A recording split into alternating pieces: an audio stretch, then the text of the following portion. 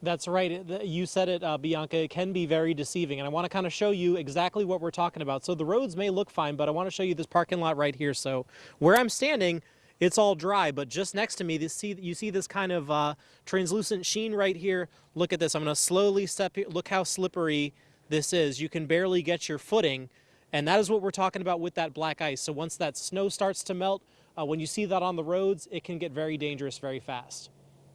Across the Triangle Friday, from highways to side streets, a dusting of snow over 1,000 days in the making, creating tough conditions out there on the roads. And NCDOT crews based in Raleigh were out in full force, covering the entire area.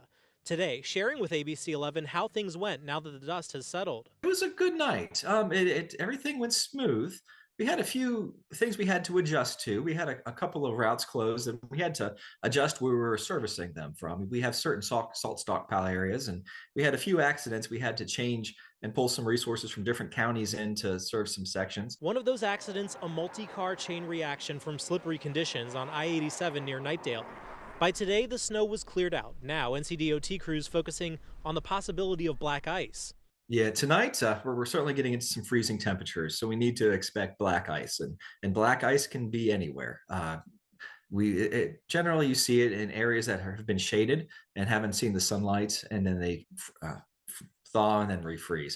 But they can be anywhere. So please, everybody needs to slow down and take their time tonight. They'll have their crews ready, but they also say it's important for drivers to be courteous and make sure to dust off your own cars so leftover snow doesn't become a projectile on the roads. So when you're cleaning off your car in the morning, it's a great idea to get as much of it as you can.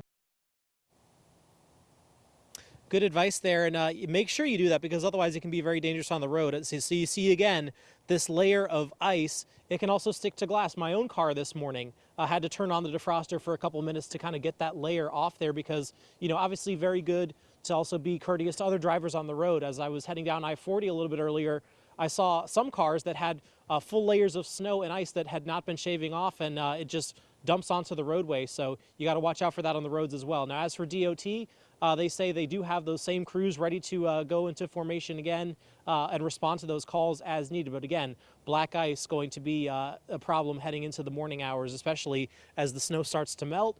It can turn into a situation like this, as you see right here. Reporting live, Tom George, ABC 11 Eyewitness News.